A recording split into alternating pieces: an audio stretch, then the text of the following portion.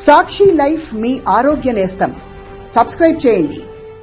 ఈరోజు నేటి ఈ అబద్ధాల శీర్షికన ఈనాడు ఆంధ్రజ్యోతి రాసినటువంటి పచ్చి అబద్ధాలని ఏమిటో చూద్దాం.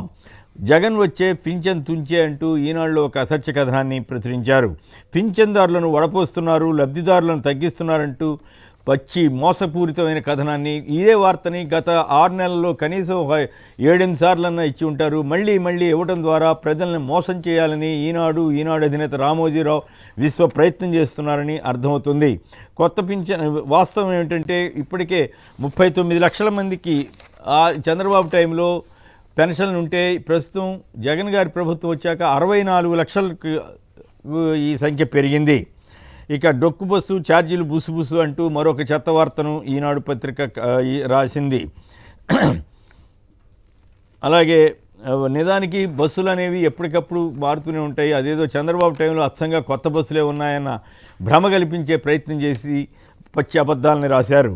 ఈనాడు ఎడ్యుకేషన్ సంబంధించి 14 నుంచి 18 ఏళ్ల వారు కనీసం 2వ తరగతి వ్యాఖ్యలు చదవట్లేదంటూ ఓ స్టోరీ ఇచ్చారు. ఇందులో శ్రీకాకుళం ప్రజలను అవమానిస్తూ వారికి చదువు రాదన్న విధంగా ఈనాడు కేవలం ఆ పాయింట్ మాత్రమే రాసింది. నిజానికి ఆ పరిస్థితి రావడానికి కారణం గత చంద్రబాబు పాలన, 14 ఏళ్ల పాలనలో ఆయన ఏం చేశారన్నది మాత్రం రాయకుండా అదేదో వక్రీకరించే రీతిలో ఇప్పుడు ప్రస్తుత ప్రభుత్వానికే అన్న అనుమానం కలిగే రీతిలో ఈ వార్తను ప్రచురించినట్లు అనిపిస్తుంది. ఇక ఆంధ్రజ్యోతి రాసినటువంటి పచ్చబద్ధాలు చూద్దాం.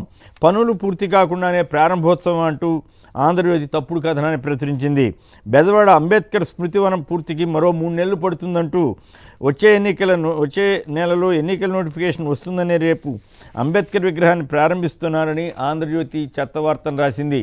నిజానికి కళకళలాడుతూ అంబేద్కర్ విగ్రహం ఆంధ్రప్రదేశ్ ప్రజల్ని, ప్రత్యేకించి విజయవాడను ఒక టూరిస్ట్ స్పాట్గా మార్చితే ఆ వార్తను ఇవ్వడానికి మనసొప్పని ఆంధ్రజ్యోతి ఏడుపు గొట్టు వార్తతోటి కళకళలాడుతున్నటువంటి అంబేద్కర్ విగ్రహంపై కూడా బురద జల్లే ప్రయత్నం చేసింది.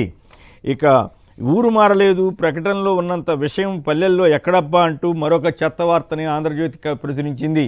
నిజానికి ప్రతి గ్రామంలో కూడా గ్రామ వార్డు సచివాలయాలు, అలాగే రైతు భరోసా కేంద్రాలు, అలాగే village clinics, family doctor concept, ఇలా అనేక మార్పులు తీసుకొస్తే అవేవి మార్పులుగా ఈ ఆంధ్రజ్యోతి యాజమాన్యం రాధాకృష్ణకు కానీ ఆంధ్రజ్యోతి రిపోర్టర్లకు కానీ కనపడలేదు. కేవలం రిపోర్టర్లు కేవలం బానిస మనస్తత్వంతో వాస్తవాలతో సంబంధం లేకుండా రాసే దుస్థితిలో పట్టమే ఈ ప్రస్తుతం ఈనాడు ఆంధ్రజ్యోతిలో ఉన్నటువంటి దౌర్భాగ్య పరిస్థితిగా విశ్లేషకులు అభివర్ణిస్తున్నారు. ఇక దోపిడీకి ద్వారం అంటూ మరొక అసత్య కథనాన్ని ఆంధ్రజ్యోతి ప్రచురించింది. ప్రతిరోజు ఏదో ఒక ఎమ్మెల్యే పైన ఇష్టారాజ్యంగా ప్రచురిస్తున్న వార్తల్లో పేరు ప్రస్తావించకుండా రకరకాల అబద్ధాలని ప్రచురించే ప్రయత్నం చేస్తున్నారు. ఇవి ప్రధానంగా ఈనాడుకు సంబంధించి ఆంధ్రజ్యోతికి సంబంధించి రాసిన పచ్చి అబద్ధాల వార్తల్ని ఈరోజు ఇవ్వటం జరిగింది.